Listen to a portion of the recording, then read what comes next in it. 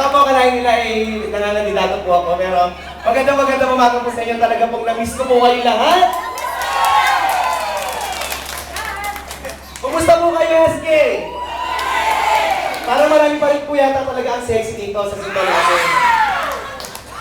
Ayan, so, gusto ko lang po i-take tong chance na binigay sa akin ni Tatay para po pasalamatan po yung bawat isa. Ay, sa mga hindi po may alam sa akin na mga bagong dating po, meron po ba dito?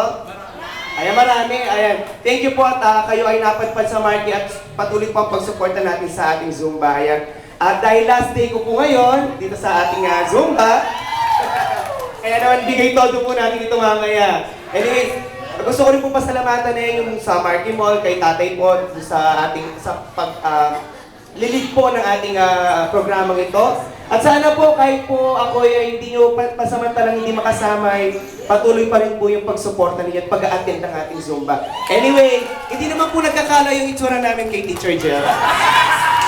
Di ba po ba?